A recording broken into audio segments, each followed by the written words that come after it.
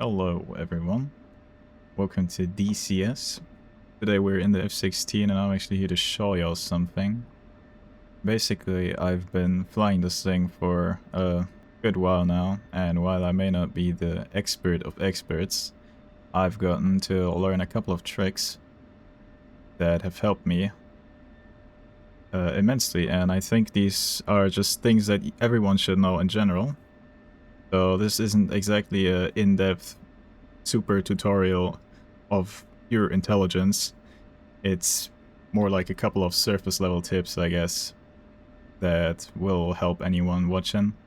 So if you're already a pro pilot, then you're probably not gonna need to watch this video, but you just got the module and you've got some basic knowledge about the airplane, but still wondering like if it goes any deeper or you have any questions up, then this might help you. Most of this stuff is just from the airplane, so certain functions it has. But one thing is actually more seed-specific information. So we're going to be going over how to actually combat an air defense.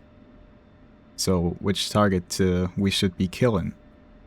Because there's usually a bit more than just one, at least in the more modern defenses, the long-range ones. But yeah, first off,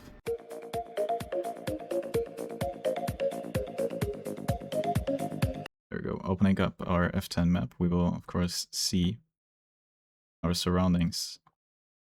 Let's say we want to go to this airport.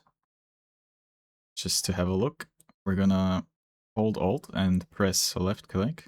We're just gonna pull up this coordinates section that we can then have in our first person view as well. Now there's a mouse cursor because you need to press OK or copy. I would recommend actually making one near your airfield first, so you know where it is. You wanna skip all the TACAN stuff.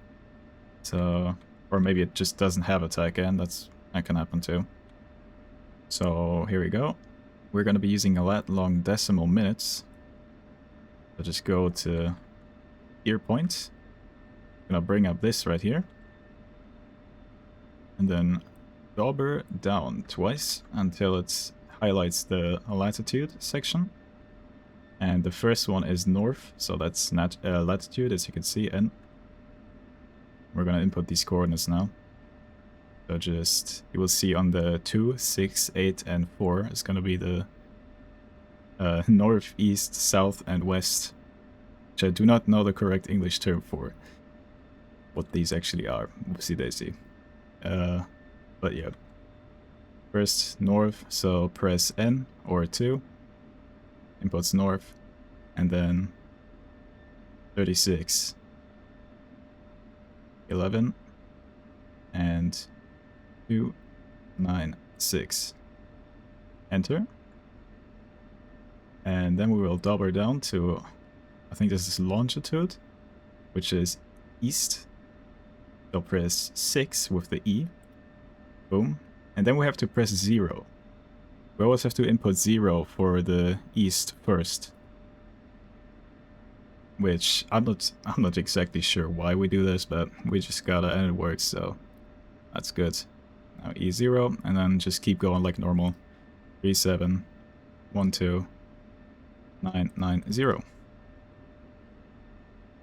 And boom. We get a waypoint. And then, of course, we want another one to where we want to go.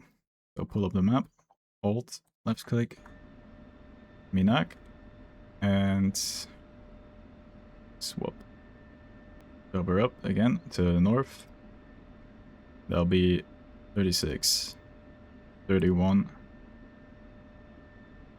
235. Enter, and east 0. 37, 02, 316, enter. And that's gonna be right there. Input the elevation, which is in feet. There's it down here. So 1614. Enter. And this is gonna be on the floor. If you want your waypoint to be in the air, say you're flying 20,000 feet, barometric altitude, you're of course gonna want to input 20,000 feet, and it's gonna be in the air. Just to show this again, I'm going to put this one to, let's say, 15,000. And then I'm going to go in the air and we'll see whether one is gonna be lower than the other. There we go. Press OK, makes the screen go away. As you can see, this waypoint is at about our height. And now if I'm gonna go up to the second one, it's gonna be above. So that's gonna be at about 20,000. Or, well, it should be at exactly 20,000. Because this is pretty high-tech stuff. And of course, if we want to go back, just return. On your HUD, it actually shows these symbols as well. If I go ahead and turn a little bit more, and there we go. Okay. You will see this diamond, which is of course the waypoint itself. And then this little circle with a line on top. Now if we were to put this circle in the diamond and put our flight path marker around all of this, we're actually flying directly at it now. Which of course, we're pointed down right now because we're not at 20,000 exactly, but it's gonna travel up a bit. There you see the diamond traveling up, as long as we don't... we're about to be at it, so it's gonna move really quick in a second here, but there we go. That'll be about right. Is this your idea of fun, man? Alright, so the second thing I actually want to show got to do with the HSD, which is this funny page on our right. Let's say we see an aircraft right here, and we want to see where it actually is at without trying to lock it with the FCR. We are going to make this page soy once my goddamn HOTAS stops being crazy. There we go. And a little plus will appear. Simply move this over. And then lock this target like you would any other. And now we can see where he is. That's our AWACS right there. The closer you are gonna get, the more it's gonna lag behind a little bit. That's normal. It's just takes a little bit for our aircrafts to actually communicate positions with each other. So if you're flying information with a buddy and he's right there, and that's the symbol is gonna be like back here, then don't worry. That's not a bug. That's just how it is. That's pretty much it. It's just gonna help you with keeping track of any airplanes that might be in the sky. Give you, goddamn, that scared the shit out of me. Give you a little bit of an idea about the air in general, who's flying where, and it's gonna help you with keeping an eye on your targets. Yep, there we go. It's like really far behind now as we get very close. Always gonna move back a bit, but I mean, if you're this close to whatever you're tracking, you'll probably just be able to use your eyes instead of any computed assistance.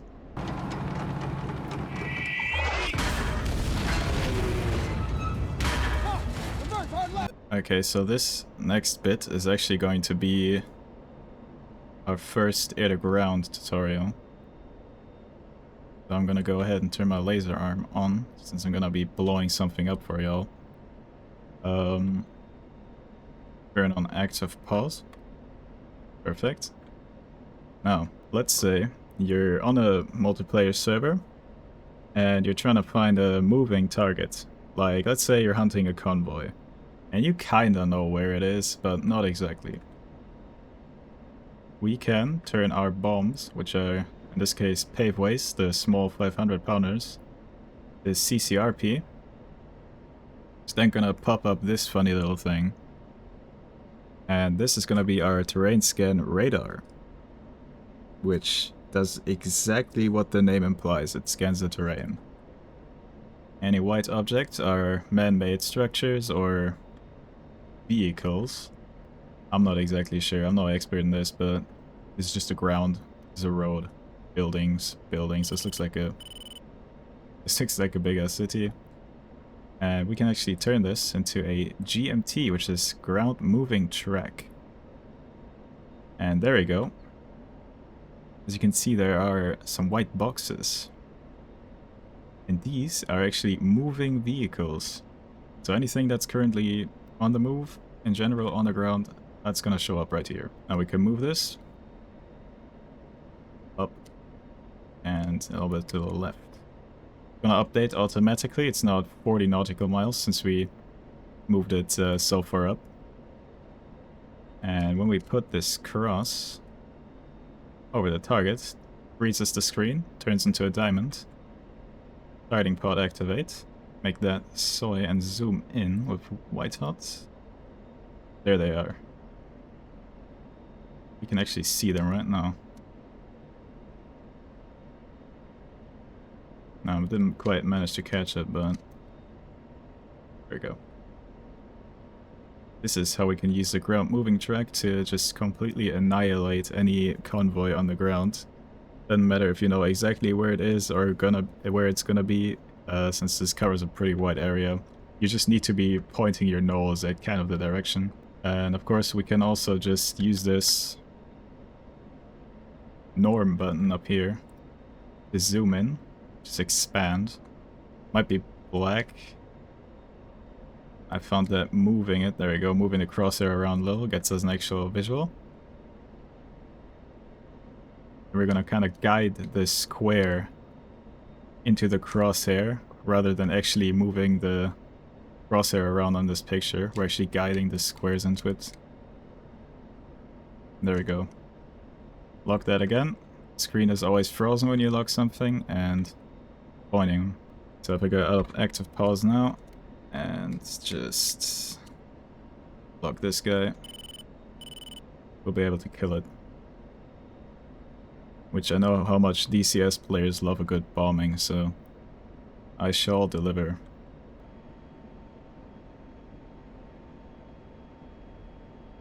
Boom. It exploded with enough force to make me lag twice. You absolutely love to see it.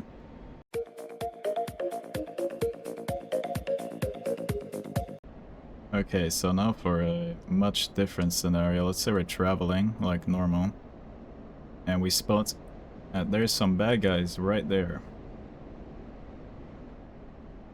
Instead of trying to do some viz type stuff where we point our nose at them, which is gonna put us at risk of being shot down,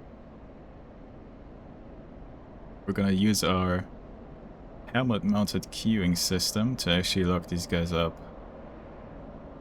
Or at least to point our targeting pod in their direction. Now, I'm gonna put myself in active pause. And basically what we wanna do is air to ground, of course. Always turn on the targeting pod just so it's on. We're going to press mark point. Make sure it says HUD. Next up we will actually hold down EMS up until we get this kind of crosshair looking thing show up on our helmet mounted queuing site, which is gonna be this dot in a circle for our HUD. And we can move this over, press TMS up short, so just a click. I'm gonna lock it in place. I will look over here, press TMS up short again, so just another press. Inputs these coordinates, and then with MCell, turns this into a steer point, and our targeting pod is looking right at them. There they are. You can see what this actually is. Ah, yes. A Taliban truck, the typical bad guy. And the rest is pretty much like any standard bombing you would do. Just fly over. This goddamn E3 is ruining me. Just fly over and drop your bombs.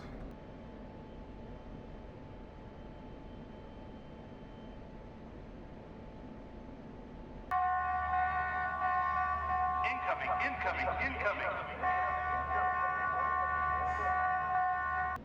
Okay, so this last part is, like I said in the beginning, more about seed, and I guess it is still part of the aircraft's systems, but, you know, we're gonna be talking about what we actually want to attack in our little screen here.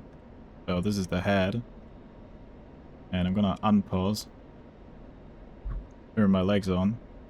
There we go.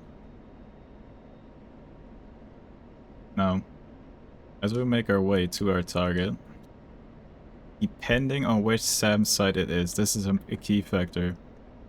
You might see multiple symbols popping up. This S right here is just the search radar. You do not kill the search radar, because even if you do, the SAM site is still gonna be able to lock you and shoot you down. We wanna wait. Okay, we wanna wait, get a bit closer. I get a PGM on it too when we can. There we go, it's already on 2, perfect. Oh, God. Boom. Yeah, there we go, there we go. Or did it? Yep, the SA6 track radar has just appeared. It is a little bit,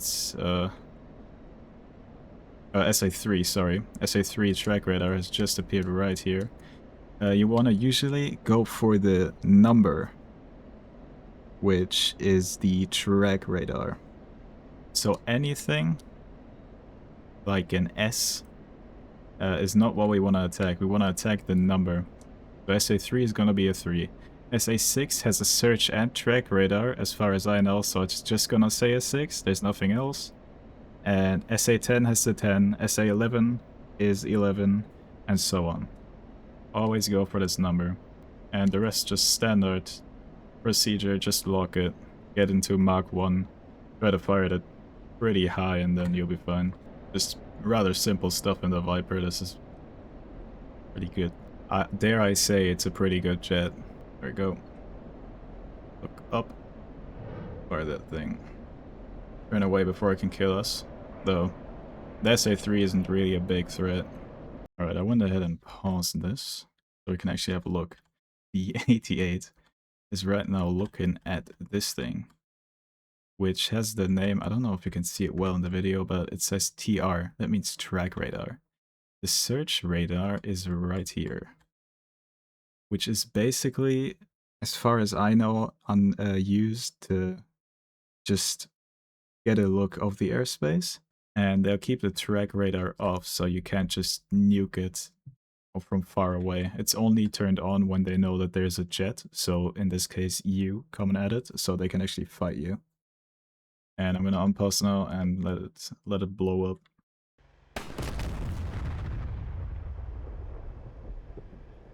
That is a good kill. What the fuck? Damn near lawn darted. And just to prove my point, I'm gonna go ahead and fly right in their nose. There we go. We're now in the death zone of death and destruction and murder, and nothing is happening. Okay, and that about concludes everything I wanted to show. I have never made a tips, tricks, guide, tutorial, whatever you may call it, so probably not the best one you've seen, but it's more like a collection of things that I've learned over time, I guess, and that I would like to share with the great internet, you can call it that. Anything else, just put it in the comments. I am 99% sure that the things I said were right, because they worked.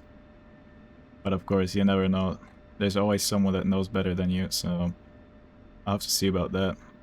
But that's a part of DCS. There's always something new to learn, something to surprise you, so we'll have to see how that goes. And yeah, that's about it.